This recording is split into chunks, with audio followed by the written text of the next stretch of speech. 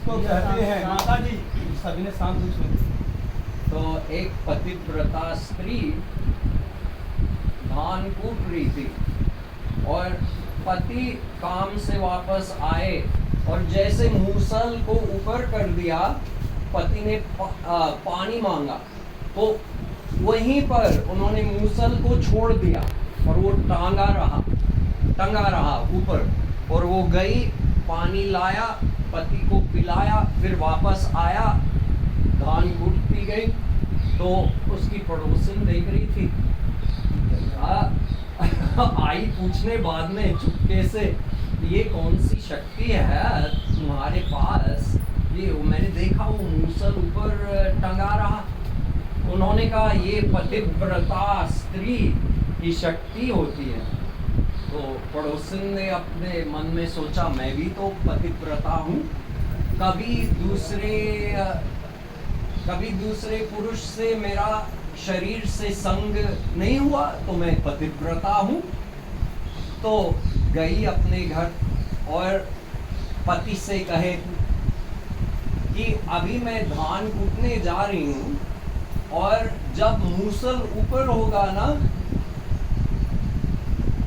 जब मूसल ऊपर होगा आप पानी मांगना। तो देखो, क्योंकि मैं पतिव्रता हूँ, तो उस शक्ति से, पतिव्रता होने की शक्ति से वो मूसल ऊपर टंगा रहेगा। पति ने कहा, वाह भाई वाह, ठीक है, आप फिर तुम धान कूटो, मैं पानी मांगूंगा। तो ऊपर मूसल कर दिया, पति ने पानी मांगा, उसने छोड़ दिया, नाक को काटता हुआ गिरा नीचे, और फिर डबल चिंता हुई उसको। एक तो नाक का वो घाव हो गया, दूसरा अब पति को पक्का प्रमाण मिल गया कि ये पतिव्रता नहीं है। तो पड़ोसन के पास गई लड़ने कि अरे तूने मुझसे कहा था कि मैं भी पतिव्रता हूँ। तो पड़ोसन ने कहा, अरे सखी, तू नहीं जानती पतिव्रता का मतलब क्या होता है। पतिव्रता का मतलब है कि जिस स्त्री ने कभी एक बार भी पति के विपरीत सोचा, कभी एक बार भी विपरीत उसका विचार नहीं हुआ पति के।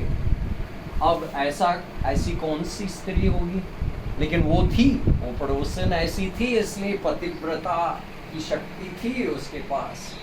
तो अब व्रत का मतलब है मन अनुकूल रहे, मन सदा अनुकूल रहे हरि और गुरु के, ये असली व्रत है।